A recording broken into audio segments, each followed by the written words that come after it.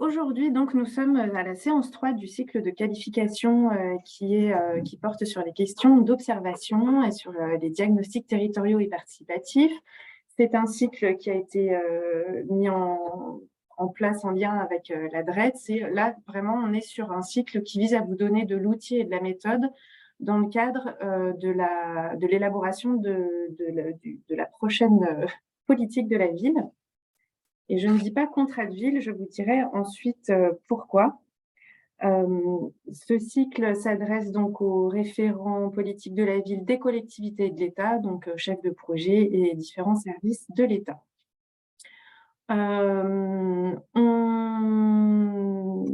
Ça s'inscrit dans Ça s'inscrit donc dans l'offre que l'ORIV propose pour accompagner les territoires dans le cadre de la prochaine contractualisation. Et donc, on déploie une offre assez diversifiée. Vous avez probablement reçu un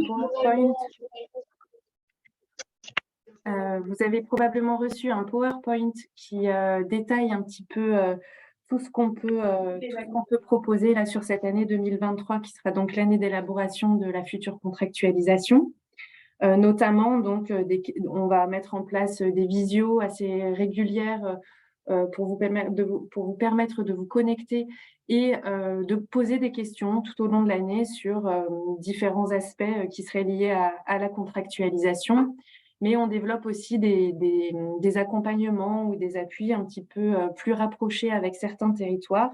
Et on mettra en place aussi des groupes de travail territorialisés, mais également avec les élus probablement. Je vais vous donner quand même quelques informations sur les dernières nouveautés ou l'actu de la politique de la ville actuellement. Donc, il y a quand même quelques éléments qui sont sortis là en février. Sachez que on a la loi de référence pour la prochaine contractualisation restera celle du 21 février 2014, donc la loi Lamy. Ça, c'est le cadre qui ne change pas, même s'il y aura probablement des modifications, puisque, par exemple, si on pense à l'article 7 de cette loi, il oblige à mettre en place des conseils citoyens. Or, on sait que la volonté d'Olivier Klein, du ministre, est aussi de permettre au territoire de mettre en place d'autres formes, d'autres instances pour permettre aux habitants de participer. La prochaine contractualisation se mettra en place donc sur les années de 2024 à 2030. Et donc, on aura une année en fait de césure, entre guillemets, en 2027, qui permettra au territoire finalement d'élaborer un premier bilan et de réorienter les priorités si cela est nécessaire. C'est également pour pouvoir coller au calendrier des élections municipales. 4 priorités ont été annoncées par l'État, donc l'emploi, les transitions, l'émancipation et la sécurité, sachant que ce sont des priorités, mais ce ne sont pas des piliers. Le but de la prochaine contractualisation, visiblement, serait vraiment de développer des projets de territoire, de coller au plus proche des besoins des territoires. Donc, imaginons que sur un territoire prioritaire, l'emploi n'est pas une question, autant aller travailler les sujets qui seront plus prioritaires à ce territoire-là. Donc, je le redis bien, ce sont des priorités, mais ce ne sont pas des piliers obligatoires. On reste, donc ça, on l'avait entendu beaucoup, la question de la participation des habitants qui reste un enjeu très important et notamment avec une volonté finalement de permettre aux habitants de s'inscrire dans une co-construction du futur contrat. Vous avez peut-être entendu parler des petits et grands débats à mettre en place sur les territoires.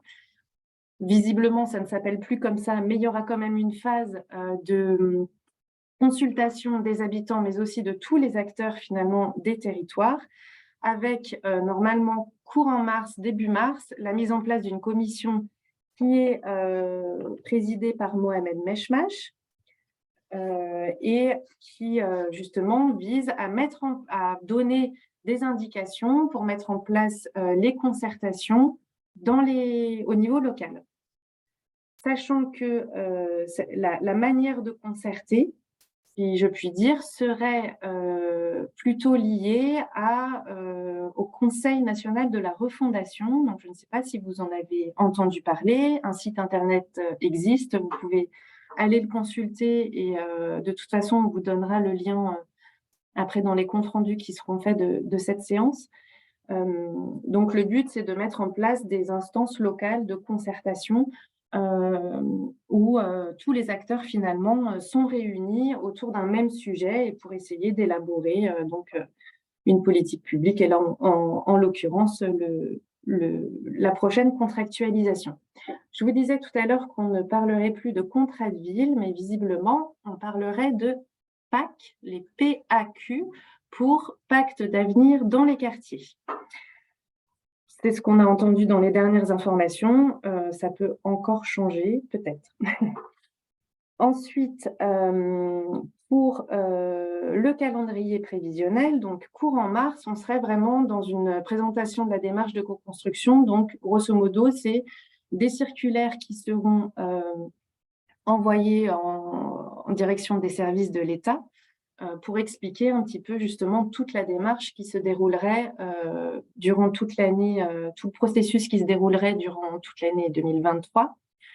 En avril, on aurait un démarrage des discussions au niveau de la géographie prioritaire. Visiblement, ça se déroulerait d'avril à août, avec une discussion en lien avec les élus des territoires, avec aussi un enjeu qui est de, finalement, au niveau national, maintenir le nombre de quartiers prioritaires tels qu'il existe actuellement. Donc, grosso modo, on aurait 150 territoires entrants et 150 territoires sortants. Il serait éventuellement possible, au cours des discussions locales, de négocier la prise en compte de certaines poches de pauvreté émergentes au niveau de la géographie prioritaire, c'est-à-dire de mettre à disposition l'ingénierie de la politique de la ville dans certains territoires identifiés comme relevant des enjeux de la politique de la ville. Néanmoins, il n'y aurait pas forcément de moyens supplémentaires pour ces territoires identifiés. Et enfin, d'avril à juin, on serait donc dans la concertation avec les acteurs, en particulier avec les habitants, et donc la mise en place de ces fameux conseils nationaux de la refondation. Voilà pour ce qui est de l'actualité de la politique de la ville. Alors, je vous le disais, ce que je vous propose, étant donné que les personnes qu'on accueille aujourd'hui sont quand même contraintes dans le temps, c'est de garder vos questions pour un temps de questions-réponses qu'on aura ensuite. Je tiens à excuser aujourd'hui Muriel Maffesoli et Laurine Brun. Donc, Muriel est la directrice de l'ORIV et Laurine devait intervenir aux côtés de nos collègues de Châtellerault, mais elles sont toutes les deux absentes pour des raisons personnelles. Aujourd'hui, donc, nous sommes à la 3e séance du cycle de qualification. La première séance portait sur des enjeux sur l'observation des territoires de manière générale, et puis sur la seconde séance, on était plutôt sur l'innovation, innover dans la mobilisation des données. C'est-à-dire quel autre type de données que celles qu'on connaît de l'INSEE on pourrait mobiliser. Les visios de ces 2 séances sont disponibles sur le site internet de l'ORIV si vous voulez les voir et si vous n'avez pas pu y assister. Aujourd'hui, on se concentre sur la participation des habitants aux démarches d'observation et d'évaluation. Comme Laurine n'est pas là aujourd'hui, elle m'a quand même fait passer quelques informations sur le cadre de la démarche. Alors, en fait, ce qu'on va vous présenter là dans un premier temps, c'est une démarche qui a été élaborée notamment par PQNA. Donc PQNA, c'est Pays Quartier Nouvelle-Aquitaine et c'est le centre de ressources politiques de la ville en Nouvelle-Aquitaine. Donc c'est en fait l'équivalent de l'ORIV, on va dire, en Nouvelle-Aquitaine. Comme beaucoup de centres de ressources politiques de la ville, durant l'année 2022, PQNA a mis en place un cycle de travail pour accompagner les personnes qui étaient en charge de l'évaluation du contrat de ville. Donc, ils ont mis ça en place de janvier à mars 2022. Ils ont pu élaborer aborder au travers des différentes séances les questions d'observation, les questions d'évaluation en tant que telles, et puis leur dernière séance en mars a porté sur la question de la participation citoyenne. Et ils ont été accompagnés par Mehdi Azghi, qui est un consultant qui a apporté des ressources, en fait, dans un premier temps, lors de ce séminaire organisé le 17 mars, des ressources sur bien qu'est-ce que c'est l'évaluation et puis quelles sont les premières choses à savoir sur comment associer des habitants à des démarches d'évaluation. Lors de cette journée du 17 mars, l'après-midi, le matin donc était plutôt construit sur un modèle d'apport de ressources, et puis l'après-midi, il y a eu des ateliers de travail et un projet est né qui s'appelait organiser une journée ludique au cœur des quartiers, notamment pour recueillir des récits d'habitants et pour pouvoir ensuite les intégrer à l'évaluation finale du contrat de ville. Vous pouvez retrouver cette fiche dans un kit qui a été réalisé à l'issue de ce cycle de travaux organisé par PQNA. Le kit outil, donc vous l'avez là dans le PowerPoint, et le PowerPoint vous sera diffusé, donc vous pourrez cliquer dessus. Je l'avais déjà diffusé dans l'invitation. C'est un kit qui a été réalisé en lien avec le consultant, mais également en lien avec des territoires qui ont pu être consultés par PQNA. Il y a aussi une valorisation d'autres outils de centres de ressources politiques de la ville, et donc cette fameuse fiche qui nous explique comment mettre en place cette fameuse journée ludique au cœur des quartiers. Et pour nous en dire plus et bien plus concrètement, c'est là qu'interviennent nos collègues de Châtellerault, Nathan Ferret et Estelle Péricard. Donc je suis directrice de l'engagement citoyen pour, Grand Châtellerault, et chef de projet politique de la ville également, pour le territoire. Et donc Nathan, je te laisse te présenter. Et je suis chargé de mission en démarche participative à la ville de Châtellerault. J'occupe ce poste depuis assez récemment puisque je suis là depuis 3 mois à la suite d'un stage de 6 mois pour ma fin d'études. Voilà, et donc on le verra tout à l'heure, mais Nathan était impliqué dès l'année dernière dans cette démarche, en tant que stagiaire l'an dernier. Donc voilà, donc je vais démarrer la présentation, on va la faire à 2 voix. Nathan, reprendra dans quelques instants. Donc tout d'abord, quelques informations concernant Châtellerault, car j'imagine que tout le monde ne connaît pas, sur un territoire aussi éloigné que le Grand Est.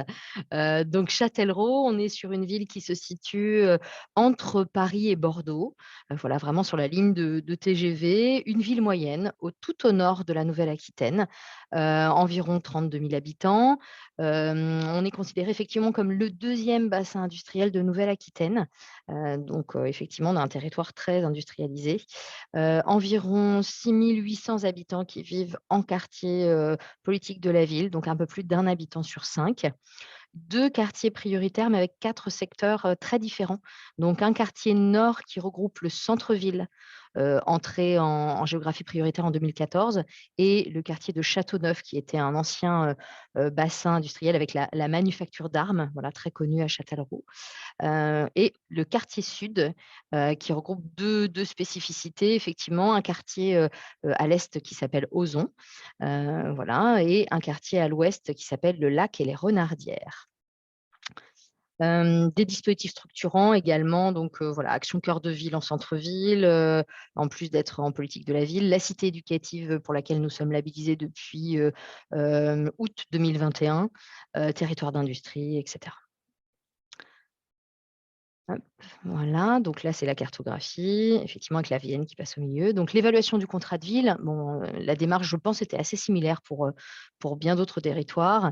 On a élaboré une démarche, avec l'État, donc l'État et la collectivité, pour travailler tout d'abord des éléments statistiques, hein, voilà, concrètement, le dernier gros diagnostic avait été élaboré en 2013-2014, donc où en étions-nous à ce moment-là, en 2022, de ces données statistiques? Où en sont les quartiers, depuis la construction du contrat de ville? Donc ça, c'était notre première étape d'évaluation. Ensuite, nous avons souhaité avoir une analyse croisée entre les différents partenaires de la politique de la ville, signataires, acteurs de terrain associatifs, habitants. Donc là, nous avons à la fois réalisé des questionnaires, un questionnaire à destination des partenaires signataires, un autre à destination des associations de proximité. Pour les habitants, ça nous semblait un peu plus, voilà, on n'avait pas particulièrement envie de passer par un questionnaire. Ça avait été fait lors de l'évaluation à mi-parcours, en 2018. Donc on voulait quelque chose d'autre, qui nous rapproche davantage des habitants, qui soit un peu plus dynamique. Donc c'est là que nous avons, mis en place ces animations participatives. Et enfin, pardon Nathan, j'ai pas fini. La troisième phase de l'évaluation, c'était de travailler sur la gouvernance. Donc là, on a souhaité, se faire accompagner. Donc on est passé par le collectif, Mezzanine, effectivement, Mehdi Ezghi et Hervé Castelli pour nous aider dans l'analyse de la gouvernance. Ça constituait en, un certain nombre d'entretiens. Voilà, entretiens, de nos principaux signataires, de nos copilotes, et cetera. Donc toute cette démarche, on l'a mise en œuvre entre mars et juin 2022. Voilà, donc après je vais pouvoir continuer la présentation, Nathan. Voilà. Les animations participatives, donc l'objectif, était très simple, associer les habitants autrement à l'évaluation. Les conseillers citoyens et pas que, parce que alors c'est peut-être, pareil dans vos territoires, mais chez nous, ils ont depuis, alors notamment depuis la crise sanitaire, beaucoup d'essoufflement, des collectifs vraiment très réduits sur les 3 conseils citoyens de notre territoire. Donc on voulait aussi aller au-delà, donc être présent, dans les pieds d'immeubles, dans les marchés, et cetera, pour recueillir de la parole, de la parole habitante. La méthodologie globale, Nathan va vous la présenter de manière plus détaillée, mais nous avons fait le choix effectivement d'avoir différents espaces, avec des différentes thématiques, et donc l'objectif, c'était bien de les mettre en place dans les différents cœurs de quartier, prioritaires. La mise en place, là, c'est encore moi. Donc effectivement, de manière un peu plus détaillée, donc 3 secteurs, historiques de la politique de la ville, comme je vous le disais tout à l'heure, Châteauneuf, Ozon et les Renardières. Le centre-ville étant une zone un peu à part, on a eu un peu plus de difficultés à imaginer une animation participative qui concernerait les habitants réellement. Parce qu'en fait, comme dans beaucoup de centres-villes, c'est effectivement les cœurs de ville, on est plutôt sur des zones de passage, des zones où effectivement les gens viennent faire leurs achats, mais c'est un peu plus compliqué de toucher les habitants. Donc on s'est concentré en tout cas, nous, dans nos animations participatives, sur les 3 secteurs historiques de la politique de la ville. On a organisé 2 temps par secteur, donc effectivement 6 temps en tout, et on a essayé de les adosser autant que possible à des événements, qui étaient planifiés dans les quartiers, ou nous en avons fait des événements spécifiques.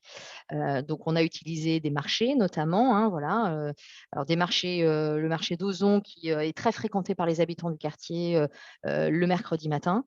Le marché de Châteauneuf qui, lui, a lieu le samedi matin et qui, pour le coup, draine du monde bien au-delà du quartier de Châteauneuf. Voilà, et des fêtes de quartier. Donc on était au mois de mai-juin pour ces animations. Donc il y avait une grande fête de quartier dans un de nos quartiers emblématiques à Ozon. Ou des animations, par le biais de structures de médiation, de centres sociaux, et cetera. La mobilisation des conseils citoyens, donc comment est-ce qu'elle s'est mise en place? Déjà, nous avons, quand on a imaginé cette méthodologie, nous sommes allés la présenter très rapidement aux 3 conseils citoyens, de notre territoire, en leur disant: «Voilà, ça c'est quelque chose qu'on a imaginé. Est-ce qu'il vous semble que c'est une démarche, intéressante? Nous, l'équipe projet, on aimerait bien que vous puissiez vous associer à cette démarche.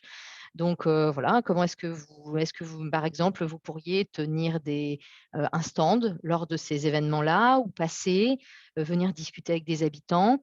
Nous, on peut se charger de ramener des éléments qui valorisent, le travail que vous menez depuis quelques années. Voilà, venez avec des affiches, venez avec, des supports, voilà, Nathan a aidé, certains à réaliser un petit support de présentation, voilà, ce genre de choses. Et en argumentant sur le fait que ça pouvait aussi être un moment pour eux, Donc certes pour valoriser ce qu'ils ont pu mettre en œuvre ces dernières années, mais aussi pour recruter de nouveaux membres parce que donc, comme je le disais tout à l'heure, essoufflement, des conseils, on est sur des conseils entre 5 et 8 personnes en moyenne, voilà.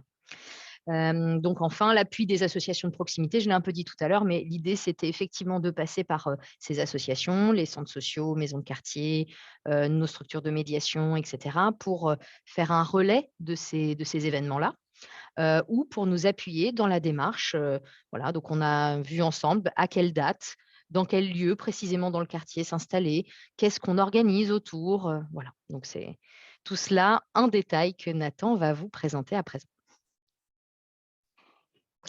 Donc effectivement, à présent, je vais vous présenter un petit peu plus, en détail comment se sont organisés les stands de participation. C'est-à-dire que c'est des stands qu'on a divisés en plusieurs espaces participatifs, donc, en 4 espaces exactement. Mmh. Donc, tout d'abord, l'espace principal, on va dire, c'était pas forcément principal, mais qui était le plus visuel, disons. C'était une sorte d'exposition, de type, grande lessive. C'est-à-dire qu'on a imprimé en A3 des fiches projets, qui sont des fiches d'action, pardon, de démarches qui étaient mises en place dans le cadre de la politique de la ville, dans les quartiers prioritaires. Donc ça, c'était une exposition qui permettait d'une part donc de valoriser ces actions qui sont mises en place et aussi potentiellement de les faire connaître à certaines personnes et même un petit peu plus de manière terre à terre aussi d'interpeller les personnes, qui s'approchent du stand, qui voient l'exposition, qui s'en approchent. Donc on avait la fiche a action qui décrivait un petit peu le projet. Là, vous pouvez les voir accrochés, au Barnum, qu'on accompagnait de photos donc qui montrent concrètement, ce qui se passait pendant ces actions, ces événements. Donc voilà ce qu'on présentait avec l'exposition. On avait un deuxième espace qui était un espace, qu'on appelait vote, c'est-à-dire on avait une fiche dont vous voyez un extrait à droite qui rassemblait pour, chacun des quartiers toutes les actions qui étaient mises en place dans le quartier et les habitants avaient la possibilité de placer une petite gommette à côté de leur action favorite. Donc là, l'idée, c'était de pouvoir, identifier les actions qui ressortaient le plus parmi les habitants, celles qui étaient le plus plébiscitées, celles qui ressortaient le plus dans les besoins. Donc, pour ça, des moyens matériels très simples, hein. On a juste eu besoin d'une feuille plastifiée et de gommettes pour que les personnes puissent les placer dessus. Mmh. Après ça, très concrètement, c'est quelque chose qu'on a mis en place, sur les premiers stands, sur les 2 ou 3 premiers, me semble-t-il, mais qu'on a finalement décidé d'arrêter parce que ça faisait partie d'un des espaces qui fonctionnait pas vraiment. Les personnes n'étaient pas très intéressées ou avaient pas forcément l'idée pour laquelle elles voulaient voter. Donc c'est un espace qu'on a fini par retirer. Un troisième espace était un espace qui était dédié à la gestion urbaine de proximité. Donc, là, c'est l'espace que vous voyez représenté par le triporteur, sur le premier plan de la photo. Donc, triporteur sur lequel on le voit un petit peu aussi, il y avait systématiquement une cartographie du quartier avec, les points clés qui étaient localisés dessus. Ça permettait, aux habitants de se retrouver plus facilement et ça a permis comme ça aux personnes qui avaient des problèmes à faire remonter, des choses à signaler, de s'approcher de cet espace, de dire: «Tiens, dans cette rue, j'ai remarqué qu'il y avait tel ou tel souci» et donc de le faire remonter via notre collègue qui est coordonnateur GUP, qui a pris note des remarques des habitants pour ensuite les faire remonter. Donc là, pareil au niveau des moyens, toujours, la carte imprimée et donc le triporteur plus évidemment le carnet de notes. Pour le quatrième et dernier espace, c'est un espace qu'on a appelé l'espace «Demain pour mon quartier». Donc là, ça permettait, aux personnes de prendre des post-it ou alors juste de nous expliquer et on le notait pour elles et ça permettait aux personnes de dire soit ce qu'elles aimaient dans le quartier, soit ce qu'elles aimaient moins dans le quartier ou alors de donner des idées pour le futur du quartier. Donc l'espace qui a le plus fonctionné là, c'était, surtout cet espace banque à idées où les personnes disaient: «Bah, tiens, moi j'aimerais bien ça dans le quartier pour le futur», ou voilà, ou telle installation, telle, donc ça voilà, on a récolté vraiment tout type de paroles sans distinction pour essayer de voir un petit peu ce qui remontait le plus. C'est vraiment l'espace qui nous a permis d'échanger, beaucoup avec les habitants et de faire remonter aussi pas mal de problèmes dans le quartier. On a pu cibler, au vu des différents quartiers, ben, voilà, on se rend compte que là, ce qui manque le plus dans le quartier, Ça va être les espaces verts. Là, dans tel autre quartier, ce qui va être le plus mis en avant, ça va être des problèmes de propreté. Ça nous a permis aussi comme ça de cibler un petit peu plus précisément pour les habitants ce qui pour eux étaient les principales choses à améliorer. Donc là, sur les moyens matériels, pas énormément non plus, hein, donc vous le voyez, une feuille de paperboard, quelques post-it et des stylos, tout simplement. Mmh. Donc sur les moyens généraux globalement, donc en dehors de tout ce qui est de tous les moyens matériels qui ont été utilisés pour ces différents espaces, globalement, on était 4 à chaque fois sur les stands, donc le coordonnateur GUP, Estelle donc qui était présente, aussi, et ainsi que moi-même et une autre stagiaire. Donc moi, à l'époque, qui était stagiaire participation citoyenne et l'autre stagiaire qui, elle, était sur, l'évaluation du contrat de ville. Donc voilà, on était 4. Ensuite, on a eu besoin du soutien des services techniques qui nous ont aidés, à mettre en place, notamment les barnums, qui ont été essentiels parce qu'on était sur des périodes de grosse chaleur, donc c'était important aussi d'avoir des endroits un petit peu couverts, qui nous ont apporté les tables, qui nous ont apporté les chaises. Donc on a eu, voilà, on a eu du soutien de ce côté-là. On a également ramené donc, des boissons et gâteaux, ce qui permettait aussi de faire un petit peu de lien avec les personnes, de les garder peut-être un petit peu plus longtemps ou alors d'engager une conversation, de proposer quelque chose, une boisson fraîche quand il fait chaud ou autre. C'est toujours pas mal pour pouvoir se rapprocher des personnes un petit peu plus facilement et donc, comme je le disais, donc le matériel, nécessaire à chaque stand. Donc sur les réponses qu'on a obtenues, comme je vous montrais tout à l'heure sur l'espace «Demain pour mon quartier», donc on a obtenu vraiment pas mal de réponses sur cet espace-là. Ce qu'on a décidé de faire, c'était de le réunir en un tableau, donc classé de gauche à droite et de haut en bas, de ce qui est le plus revenu vers ce qui est le moins revenu. Donc c'est ça qui nous a permis de cibler ensuite et de faire remonter les demandes principales pour chacun des quartiers. Donc là, vous voyez un extrait du tableau à droite du diapo.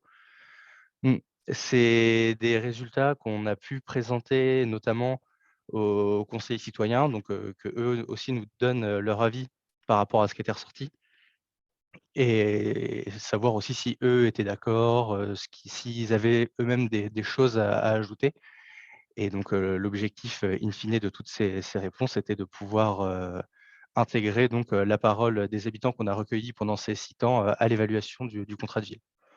Donc Estelle, je vais te redonner la parole pour la fin. Merci Nathan. Alors on est allé un peu vite, hein, je pense qu'il y aura peut-être des questions. Pour vous indiquer tout à l'heure, le stand d'exposition, on n'avait pas réalisé une exposition préalablement. En fait, on a fait ce matériel, pour ces temps participatifs. C'est-à-dire qu'en fait, on est parti d'une idée très simple, hein, pour évaluer. Là, on était sur la période d'évaluation, du contrat de ville. Bien évidemment, il faut connaître, il faut comprendre, et donc on est parti de l'idée que un certain nombre d'habitants, tout du moins, étaient sans doute dans une méconnaissance de ce que la politique de la ville pouvait apporter dans le quartier pour les habitants, et cetera. Quelques familles ont bien idée, mais enfin voilà, ils vont connaître le programme de réussite éducative, ils vont connaître le CLAS, ils vont connaître, voilà, tiens, telle action emploi des jeunes, telle autre. Mais en fait, après c'est de la c'est de la tambouille après, hein. Ils ne connaissent pas qui finance, qui fait quoi, et cetera. Puis alors en plus, parler politique de la ville aux habitants, comme vous le savez, c'est toujours un peu complexe. Il y a toujours une confusion avec la politique municipale, donc c'est beaucoup de pédagogie à faire. Donc on s'est dit que pour faire cette pédagogie, il fallait qu'on passe par quelque chose d'assez visuel, d'où la constitution de ces affiches A3, illustrées systématiquement de photos autour. Donc là, voilà, on voit effectivement Nathan a remis l'image. Donc souvent, c'était une petite fiche écrite très courte et autour de 3 photos, illustrant des temps forts, des moments d'animation, et cetera. Donc voilà, c'était juste pour préciser que ça avait été fait, pour ces temps de concertation. En moyenne, on est sur un petit contrat de ville chez nous, on a peut-être une soixantaine d'actions déposées chaque année au total, pour nos différents quartiers. Là, on a fait le choix de faire une douzaine d'affiches, donc de valoriser 12 affiches, 12 actions emblématiques ou 12 démarches emblématiques, qui ont été soutenues sur la période, majeure du contrat de ville entre 2015 et 2022. Voilà, pour vous donner une indication. Et donc, bien sûr, on en a fait pour chaque quartier un certain nombre, à peu près le même nombre. Certaines actions sont des actions qui interviennent sur tous les quartiers, d'autres que sur certains quartiers. Donc, on a panaché pour qu'il y ait une diversité d'actions qui soient présentées. Voilà. Donc, je voulais vous préciser ça. Je voulais également préciser que on avait eu encore d'autres idées, hein, pour ces animations participatives et notamment, d'aller sur du récit d'habitants, avec des interviews vidéo et cetera. Mais on s'est rendu compte que ça allait être trop ambitieux sur le temps imparti. Donc on a préféré se concentrer sur ces 4 espaces. On avait également imaginé des visites de quartier qui pourraient être co-animées avec des conseillers citoyens et cetera. Mais on a senti que ça allait être, compliqué pour eux. Donc on a revu un peu à la baisse nos ambitions, dans ces grands temps participatifs, mais on a quand même maintenu le cœur de ce qui nous semblait, essentiel. Donc effectivement, c'était, notamment l'objectif de faire un peu de pédagogie sur ce qui avait pu être mis en œuvre jusque-là pour recueillir des avis. Donc en effet, on s'était dit pourquoi pas faire, voter pour des actions coup de cœur, mais donc, comme l'a dit Nathan, on est vite revenu en arrière parce qu'en fait, soit on se rendait compte qu'ils connaissaient moyennement, soit ils n'étaient pas très à l'aise avec l'idée d'accorder des bons points. Voilà, on va le dire comme ça. Donc on a très vite abandonné cette idée. Mais par contre, en effet, donc c'était très intéressant sur ce temps de synthèse, que l'on a pu réaliser avec les conseils citoyens. Donc vous l'aurez compris, on a fait donc 6 demi-journées d'animation dans les quartiers, plus un temps fort de restitution auprès de chaque conseil, indépendamment, avec ce support de présentation que Nathan, vous a décrit. Donc là, c'est un extrait pour un quartier, et donc voilà. Là, je lis une question en parallèle. Oui, je peux commencer à répondre en parallèle. L'ordre de grandeur de fréquentation sur les différents stands, très variable. Très variable, mais globalement, enfin, quand on était sur les marchés, vous l'imaginez, on croisait beaucoup de monde. Sur le temps adossé à la fête de quartier, on a eu peut-être une centaine de personnes, c'était énorme. Donc en fait, on était sur des et en général, les gens passaient par tous les stands. Souvent, ce qui fonctionnait le mieux, parce que ce n'était pas toujours évident le système grande lessive, donc certains captaient ou regardaient quelques affiches, mais sinon, voilà, ils ne se sont pas tous arrêtés pendant 10-20 minutes pour regarder les affiches. Ça s'est fait sur des endroits où il y avait un peu moins de monde, où on était, je sais pas, je pense que c'était un peu plus calme, un peu plus ombragé, ça s'y prêtait davantage. Par contre, le stand, «Demain pour mon quartier, j'aimerais ceci» ou le stand «Gestion urbaine de proximité» pour signaler des dysfonctionnements, des choses qui voilà. Ça fonctionnait très bien, c'est ce qui fonctionnait le mieux. Et donc ce tableau-là, c'est le cumul des 2. C'est à la fois le cumul de «Demain pour mon quartier» et le cumul de gestion urbaine de proximité. Donc pour certains, là, on voit que c'était principalement des éléments d'aménagement qui ont été répétés. Après, plutôt des animations et cetera. Pour d'autres quartiers, c'était pas du tout ça, c'était de l'animation en premier, de la sécurité en deuxième, donc c'était très variable. Voilà. Et donc, ce temps avec les différents conseils était très intéressant de débriefing.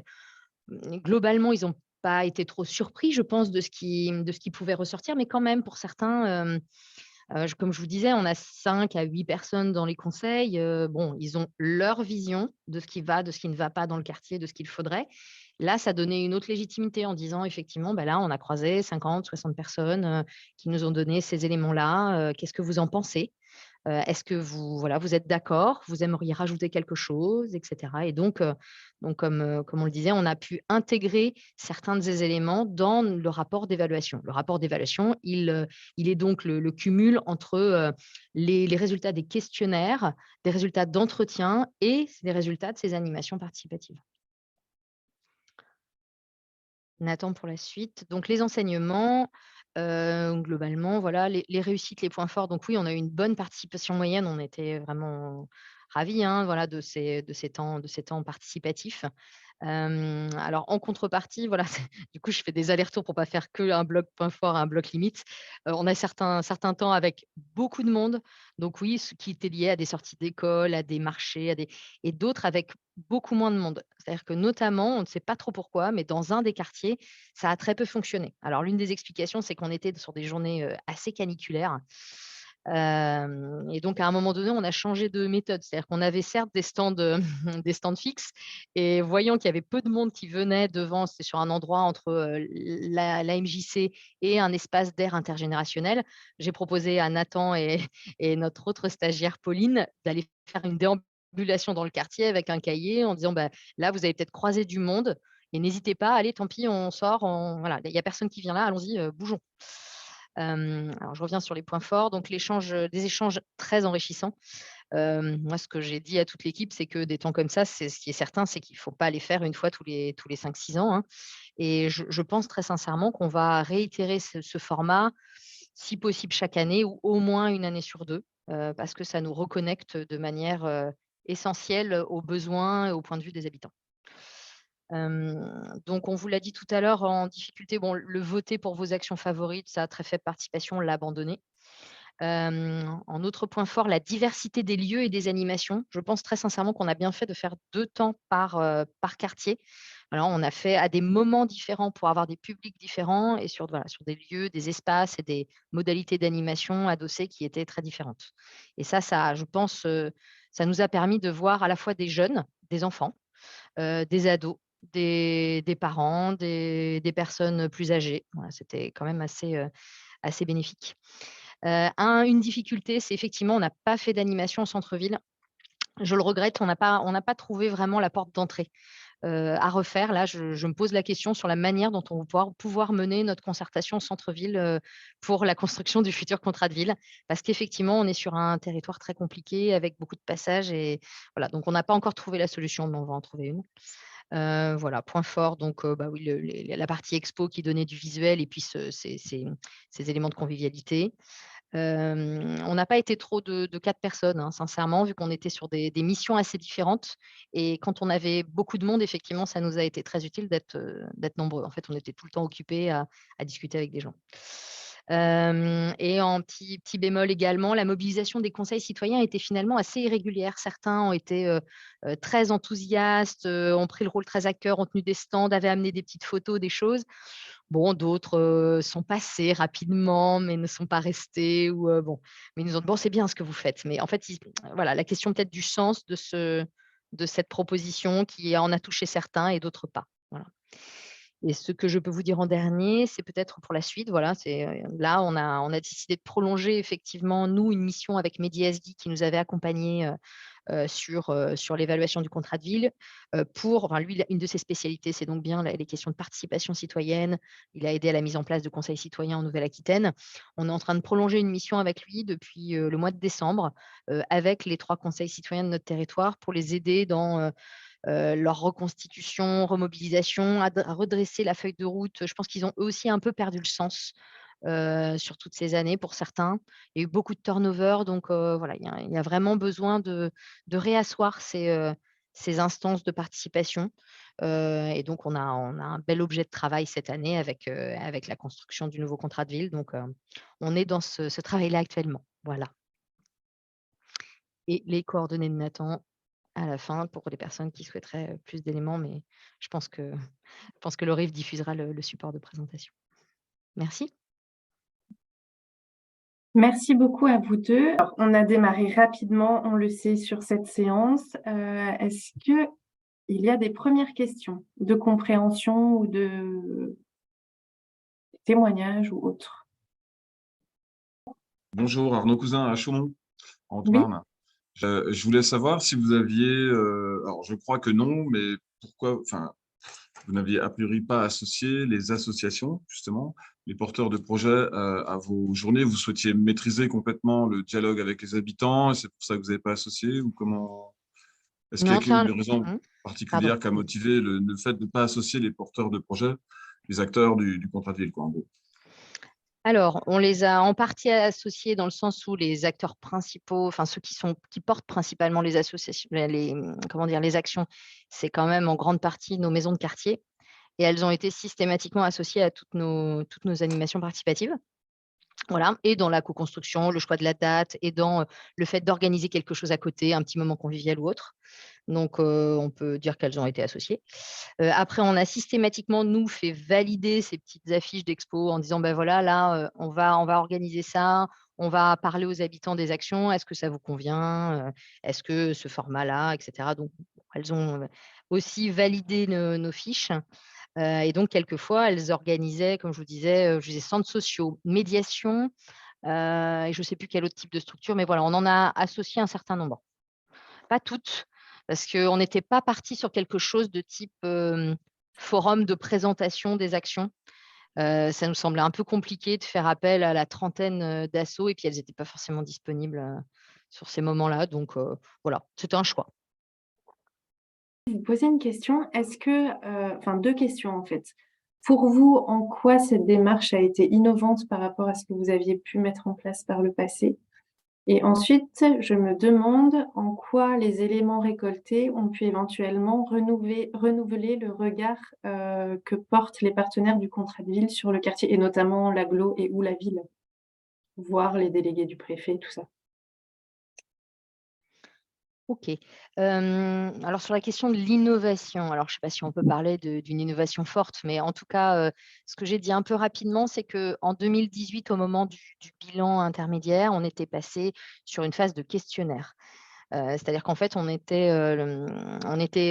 fait appel, à l'appui des différentes maisons de quartier, pour nous aider à faire de la passation de questionnaires dans tous les quartiers. Voilà, sur comment est-ce qu'ils vivaient leur quartier, est-ce qu'ils avaient identifié des améliorations, qu'est-ce qu'ils pensaient qu'il fallait encore, faire pour le quartier. Donc moi, très clairement, je ne souhaitais pas repasser par un format questionnaire, donc on voulait faire autrement. On avait une envie de se connecter au territoire avec des méthodologies simples, hein. Ce qu'on a inventé, c'est pas révolutionnaire, hein, les grandes lessives, des murs d'expression et cetera. Ça a rien de très innovant. Mais par contre, alors peut-être ce qu'on retrouve un peu moins, c'est le mélange avec la gestion urbaine de proximité. Là, chez nous, notre coordonnateur GUP est aussi positionné sur un axe de concertation assez fort. C'est-à-dire que c'est beaucoup sur cette mission-là. Effectivement, c'est lui qui participait jusqu'à présent seul au conseil citoyen ou de temps à autre avec moi. Voilà, parce qu'avant, nous n'avions pas de chargé de mission démarche participative. C'est un poste qui a été créé en début d'année pour renforcer la collectivité sur cette mission-là. Donc Nathan nous a rejoints en janvier et donc précédemment, la concertation, c'était principalement au titre de la politique de la ville et de la GUP qu'elle se faisait sur notre territoire. Donc voilà, innovation, voilà, on aurait pu aller plus loin, je vous disais, on avait encore d'autres envies, interviews, visites de quartier, voilà, des choses, beaucoup plus larges, mais en fait, il nous aurait fallu une équipe beaucoup plus importante et là, déjà, on était quand même au maximum. Fort heureusement, on avait 2 renforts de stagiaires à ce moment-là. Nathan n'était pas uniquement sur cette mission, il était sur une expérimentation de budget participatif par ailleurs. Moi, j'avais également une jeune femme en stage qui nous aidait sur de l'analyse de données sur l'évaluation du contrat de ville. Donc déjà, là, être à 4, c'était quand même un effort conséquent en termes d'ingénierie par rapport à notre échelle de collectivité. Donc, innovant, je ne sais pas, mais en tout cas, voilà, on a mis une attention particulière sur ces temps-là. Après, la question sur le changement de regard, alors je ne sais pas si ça a permis de changer totalement de regard par rapport à certains partenaires, mais ça donne toujours une autre légitimité, voilà, plutôt que le point de vue moi je tenais vraiment à ce qu'on ait autre chose que le point de vue, de l'agent du département, qui est présent au comité technique et au comité de pilotage, mais qui finalement n'est pas un agent de terrain, voilà, on a quand même beaucoup de personnes, comme partout, hein, beaucoup de partenaires qui gravitent autour de la politique de la ville, qui ont une idée très précise de ce qu'il faut faire dans les quartiers, voilà, mais finalement où est-ce qu'en sont les habitants aujourd'hui, quelles sont les difficultés, à quoi est-ce qu'ils, aspirent réellement. Toujours un décalage important et donc je pense que ça a aidé, oui, en effet, ça a aidé. Ça a aidé, pour effectivement que les uns les autres se rendent compte de ce qui est, prioritaire, pour les habitants, qui n'est peut-être pas tout à fait la même priorité, que celle identifiée par les financeurs. Voilà.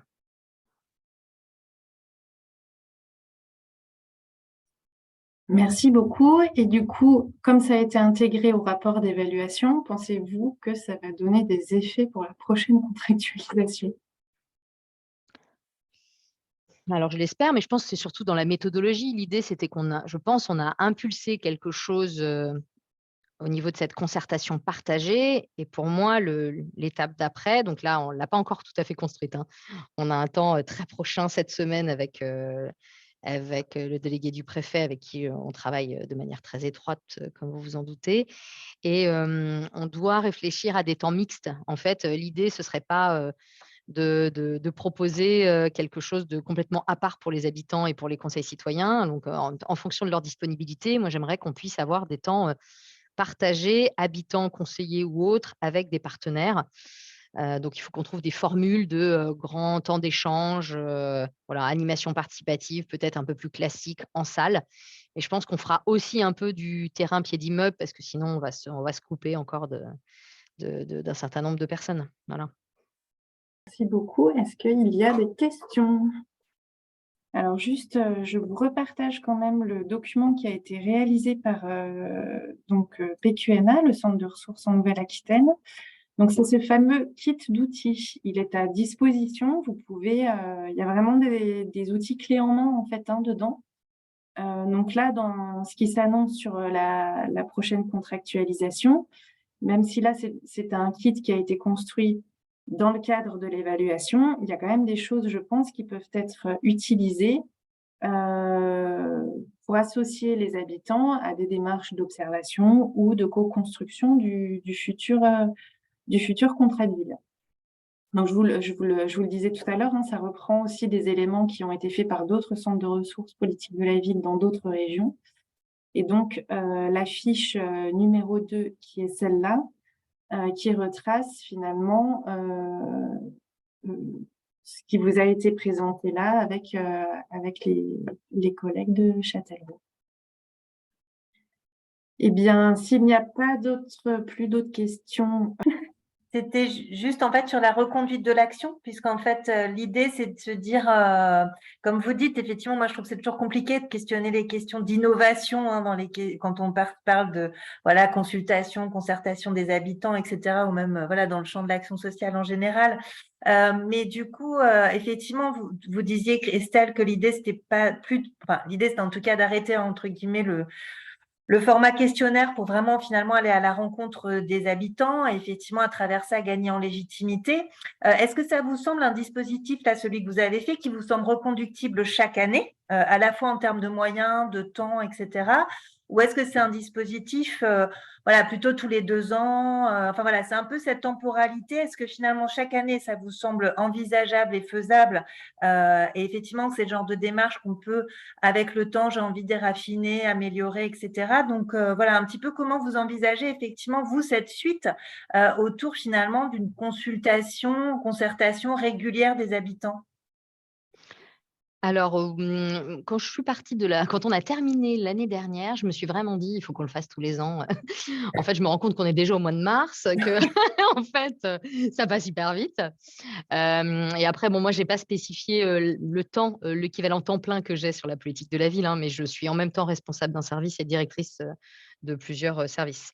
Donc j'estime mon temps sur la politique de la ville à peu près 0,2 ETP. Voilà, au maximum, tout compris avec l'appel à projet annuel, et cetera. Donc c'est très maigre. C'est très maigre, mais j'ai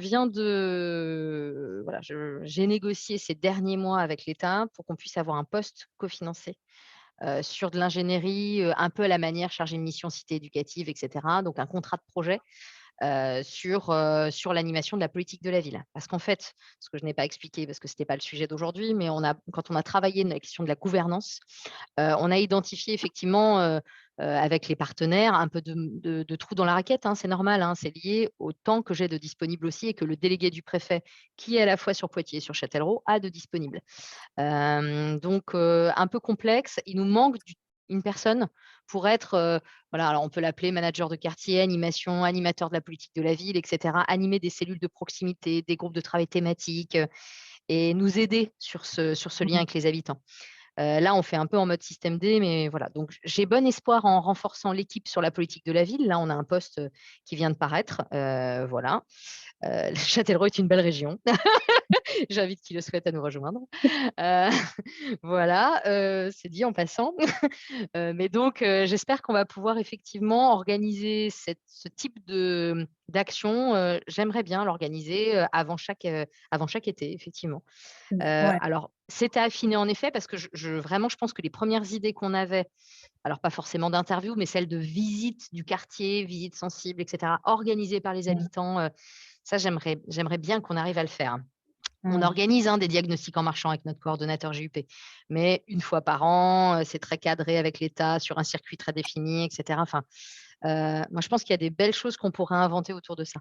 Et à minima, ce stand mur d'expression, voilà, je pense sincèrement, c'est quand même assez facile à faire.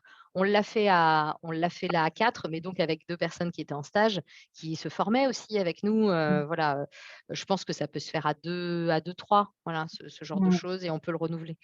Est-ce que dans la réalité, on va le faire chaque année? Je ne suis pas si sûre. Puis là, on va être sur une période vraiment un peu autre, où on ne va pas seulement prendre le pouls, on va aussi co-construire. Donc je pense qu'on aura une modalité différente de co-construction avec les conseillers citoyens qui sont un peu plus aguerris quand même, où là, je pense qu'on pourra les mettre autour d'une table à co-construire avec le bailleur, avec la CAF, et par contre, voilà, on pourra peut-être remettre en place des stands dès cette année là, dès cet été pour faire de la concertation et peut-être au moins de faire un peu de pédagogie et de dire: «Ben voilà, les grands axes de priorité qui ont été identifiés, ils vont peut-être changer un peu. Ce sera effectivement les questions des transitions et cetera. Ça vous inspire quoi, voilà, comment est-ce que, vous vivez, voilà, cette question voilà, dans le quartier aujourd'hui, qu'est-ce que bon, peut-être qu'on ciblera davantage des questions, mais là, je vous dis ça, on va le construire dans pas longtemps, c'est pas encore c'est pas encore complètement calé, mais oui, j'aimerais bien qu'on fasse un peu les 2 cette année, c'est-à-dire à la fois un peu de temps dans les quartiers pour aller interroger de manière un peu plus fine sur certains axes, mais on va pas repartir de zéro, on va repartir de ce qui nous a déjà été dit, il y a 8 mois parce que je pense que c'est toujours d'actualité. Alors, je continue sur des petites démarches de l'ORIV. Je vais vous parler d'une démarche dont certains et certaines ont peut-être entendu parler, qui s'appelle le rapport Parole d'habitants des quartiers populaires. Mais je vais vous zoomer tout particulièrement sur aussi un kit d'outils qu'on a mis en place, juste pour vous faire un petit topo. Ce projet, c'est un projet qui existe depuis 2011 et qui est copiloté par la Fédération des centres sociaux de France et le Réseau national des centres de ressources politiques de la ville. Le but, c'est qu'on propose à tous les centres sociaux de France et également de l'outre-mer de participer à cette démarche, c'est-à-dire de constituer un groupe d'habitants de la manière que le centre social souhaite et de recueillir la parole de ces habitants. Ensuite, on enregistre en fait les rencontres, donc on les enregistre vraiment par dictaphone. On les retranscrit intégralement, on met toutes ces paroles en lien les unes les autres et puis on en fait un bouquin. Ça, donc des habitants comme les autres, c'est le volet qui est, enfin c'est le dernier rapport qui est sorti en 2021 et là il y a le 6e rapport qui est en cours de construction et qui sortira d'ici la fin de l'année. L'objectif, c'est vraiment d'interpeller les pouvoirs publics. Donc, dès que le rapport sort, on organise une journée de restitution nationale. Alors, par moment, on a réussi à avoir le ministre et puis en général, on invite l'ANCT, l'ANRU, différents représentants d'institutions pour mettre ces paroles-là en questionnement et en perspective avec les acteurs qui créent aussi la politique de la ville. Et ce que je voulais vous présenter, c'est la boîte à outils qui a été construite pour ce rapport-là et je me suis dit que ça pouvait éventuellement vous être utile. Je vous demanderai à l'issue de la présentation si vous voulez que je vous la diffuse. Alors, je précise que c'est une boîte à outils qui a été construite vraiment pour le cadre de ce rapport-là, mais néanmoins, pourquoi je vous la présente ? Tout simplement parce qu'elle donne de l'outil, de la méthode clé en main. Ça se présente également sous forme de fiches. Donc, on a des petites fiches sur, alors la première vraiment concrète, donc c'est ça, la question de la mobilisation des habitants. Donc, dans le cadre du rapport Parole d'habitants, qu'est-ce que c'est mobiliser des habitants? Quel type de personnes? Quel nombre d'habitants pour constituer le groupe? Comment faire? Aller vers qui? Etc. Bon, ça peut vous intéresser, mais peut-être un petit peu à la marge.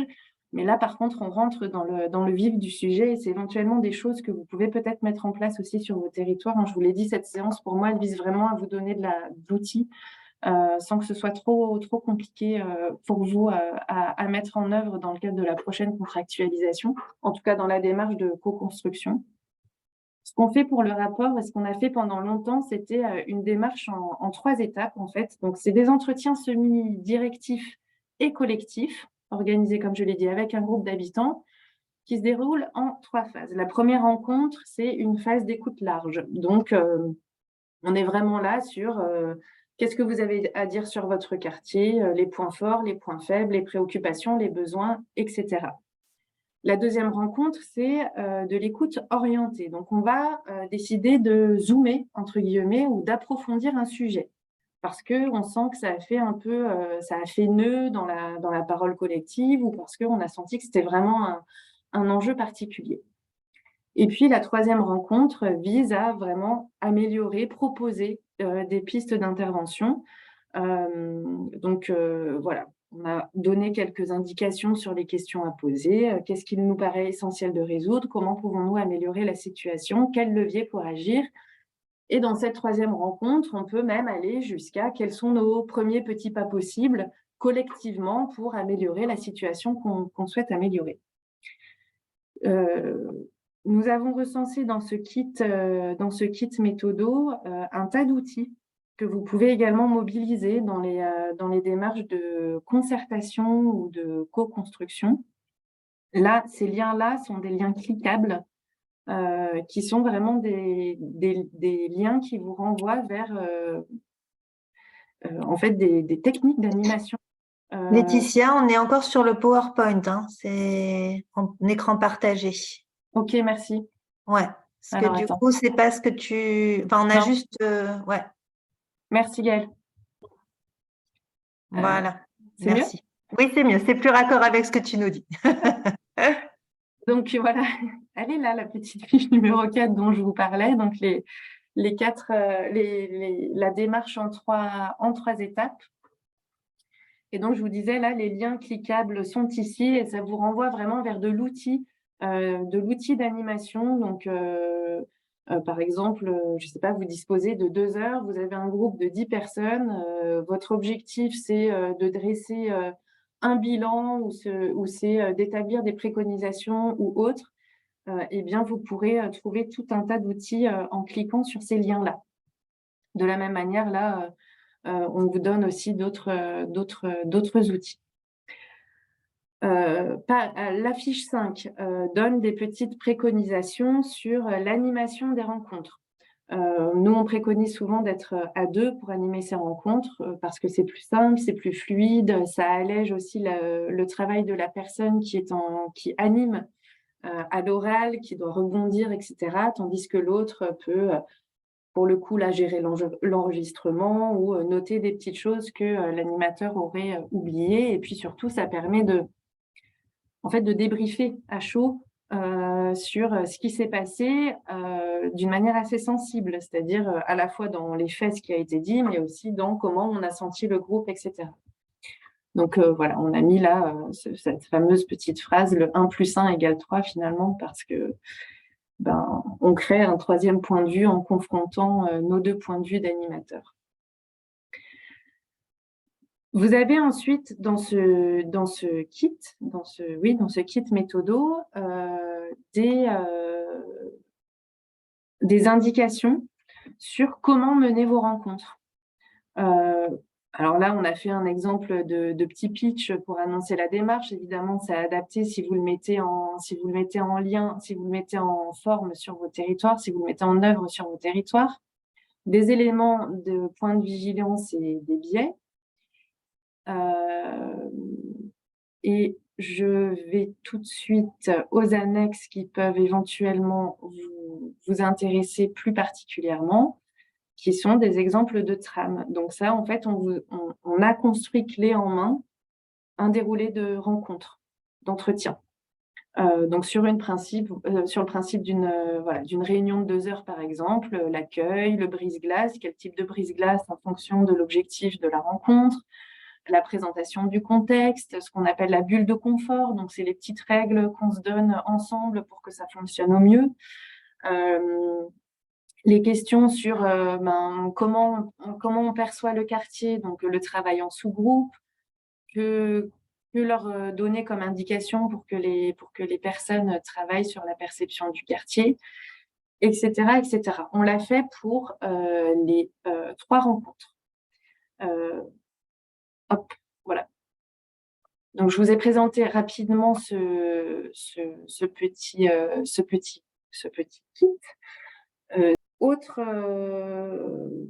type de choses à mettre en place dans le cadre de ces concertations-là, je vais également vous présenter une démarche que l'ORIV avait menée il y a de cela fort longtemps, mais néanmoins intéressante, qui visait à questionner l'usage et l'appropriation des espaces publics dans un PLU. Donc, c'est une démarche qui avait été menée sur Épinal, qui avait reçu un prix délivré par l'ANRU à l'époque. Vous voyez, c'était en 2012, qui s'appelait, le prix, c'était le prix qualité urbaine, architecturale et paysagère. Donc, ce qui se passait à ce moment-là, c'est que finalement, il y avait une entrée d'argent intéressante et donc la collectivité a souhaité vraiment questionner comment fonctionnait le quartier, les deux quartiers, il y en avait deux, au niveau de l'usage et de l'appropriation des espaces publics et privés. Ce qui était intéressant du coup, c'est qu'un travail s'est engagé entre la collectivité et le bailleur.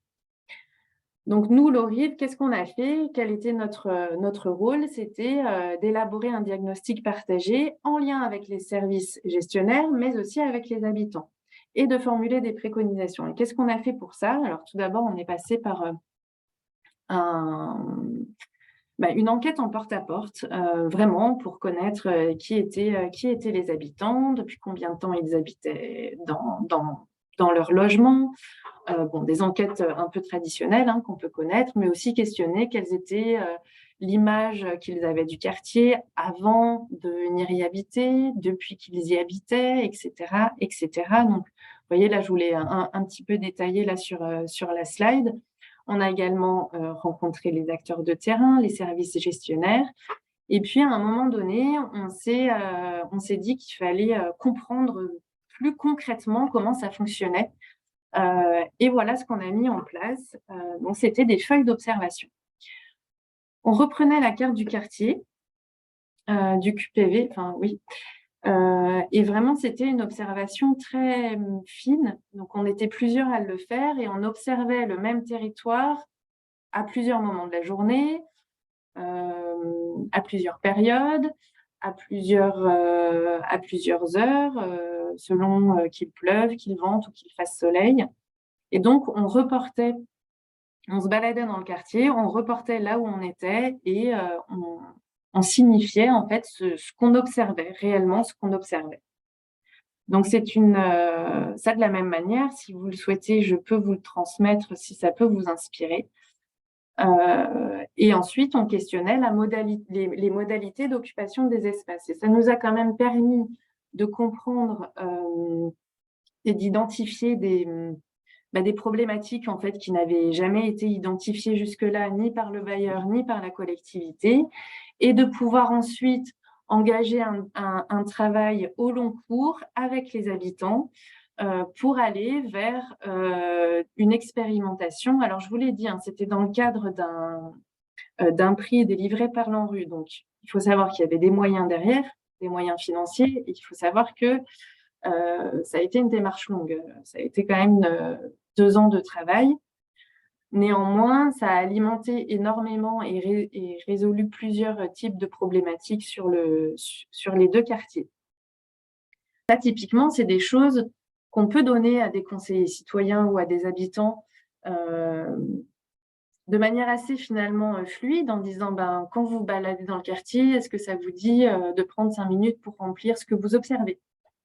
Et peut-être qu'au long cours, ça peut aussi permettre de donner des indications sur ce qu'il s'y passe et sur des problématiques ou des pistes d'amélioration qu'on n'avait pas imaginées jusque-là, ou en tout cas de mettre en débat des choses qu'on observe et qui jusqu'à présent restaient juste au stade de l'observation, en fait. Sur la question des espaces publics, vous recommandez aussi un rapport, je vous le partage là, qui a été fait. De la même manière, je pourrais vous le transmettre. Alors là, c'est assez récent. On est vraiment sur des méthodes d'observation et d'écoute des usagers pour questionner comment fonctionne aussi l'espace public. Et vous trouverez dans ce guide de nombreuses fiches outils que vous pouvez également mettre en place. Bon, je ne vais pas le parcourir, vous voyez qu'il est assez long. Je vous laisserai le parcourir enfin, vous pouvez vraiment revenir vers moi ou vers Lorive si vous avez des questions sur ce guide-là. Et vous voyez, c'est assez détaillé. On revient sur des questions de voilà, l'entretien semi-directif, compréhensif, le micro-trottoir, le récit de vie, les focus group, les marches exploratoires, les cartes mentales. Donc là, de la même manière, j'imagine que c'est des choses que vous connaissez éventuellement déjà, mais qui peuvent être aussi vraiment déjà pensées dans le cadre des concertations qui vont être demandées à partir du mois d'avril. Et enfin, en annexe, pour tout doucement arriver vers la fin de cette séance qui visait à vous donner de l'outil, vous proposez aussi peut-être des fiches visuelles à mettre, à donner en fait aux acteurs avec qui vous voulez co-construire, établir du diagnostic ou de l'observation, pour aussi les aider à peut-être mobiliser la manière de penser différemment. Donc là, vous en avez un. Donc au centre, vous avez le sujet et c'est simplement établir un diagnostic assez simple, hein, mais sur ce sujet-là, on continue, voilà ce qui a bien marché, ça existe, mais ce n'est pas pertinent, on l'oublie. Il y a des choses qui existent et il faut les renforcer, les développer. D'autres choses qui sont bloquantes, du coup, on les arrête et puis les nouvelles idées à tester. Quand on utilise cet outil-là, il semble assez basique en fait comme ça, mais le fait de se dire ça existe, mais ce n'est pas pertinent, rien que le fait de se poser cette question-là quand on mène un projet, une démarche, ne serait-ce qu'une manière de consulter les habitants. Par exemple, prenons le sujet du conseil citoyen. Dans l'instance du conseil citoyen, il y a des choses qui existent, mais qui ne sont pas forcément pertinentes. Le simple fait de se demander ce qui n'est pas pertinent dans le conseil citoyen peut amener à finalement décaler un peu le regard et à se dire, en fait, nous, on veut aller vers ça, et peut-être que ça ne s'appellera plus conseil citoyen, ou alors que ce sera un format renouvelé. Autre outil que vous pouvez utiliser dans vos démarches, c'est ce template-là. Donc, c'est une frégate et vous voyez qu'il y a plein d'items qui sont représentés. Et de la même manière, c'est un outil de diagnostic, mais aussi de projection finalement. Donc, on a voilà, le vent, ce qui nous a poussé, ce qui nous a avancé, ce qui nous a permis d'avancer. Le bateau, c'est le territoire d'action. L'ancre, les freins, l'équipage, qui on est, qui est le pilote dans le projet, qui est à la vigie, qui rame dans les soutes. Les requins, évidemment, les risques et les dangers. L'île, les objectifs à atteindre ou les objectifs atteints. Le drapeau, l'identité et les valeurs. Et le trésor, ce que ça a généré sans forcément qu'on l'ait voulu de prime abord. Alors ça, c'est un outil aussi qui fonctionne très très bien. Plusieurs collègues d'ailleurs de centres de ressources l'ont utilisé auprès de conseillers citoyens pour travailler par exemple sur l'instance elle-même. C'est-à-dire, nous, le conseil citoyen de tel territoire, quelle est notre identité, quelle est notre valeur, où est-ce qu'on veut aller, etc. On se rend compte, ils se sont rendus compte aussi, les collègues qui l'ont mis en place auprès de conseils citoyens, qui l'ont travaillé avec des conseils citoyens, que finalement la vision que le conseil citoyen avait de lui-même n'était pas forcément la même que celle de la collectivité ou que celle de l'État. Et c'est là où on arrive en fait à un croisement où on peut peut-être faire dialoguer les différentes parties prenantes autour de la participation des habitants. En toute fin, je ne vais pas commenter ça, mais vous aurez dans le PowerPoint différentes ressources de l'ORIV où on a écrit ou synthétisé des démarches autour de la participation des habitants. Vous pourrez y avoir accès, tout est en ligne et cela peut alimenter également les réflexions que vous avez, ou que vous devez avoir pour le futur de la contractualisation. Alors voilà, c'était une séance un peu plus ramassée que les autres, mais c'était aussi voulu, hein. Enfin, l'objectif était encore une fois de vous donner de l'outil. Parfois, on sait que les acteurs dans les territoires et les actrices sont en demande d'outils. On est parfois un peu frileux pour donner de l'outil clé en main parce qu'on aime bien que ça cadre un peu quand même avec les réalités de chaque territoire. Néanmoins, vu le flou là dans lequel on est et ce calendrier qui d'un coup va être assez resserré, on estime que vous pouvez aussi adapter chaque outil qui a été présenté là à vos réalités, à vous. Je vous propose de clôturer cette séance. Bonne journée à tout le monde.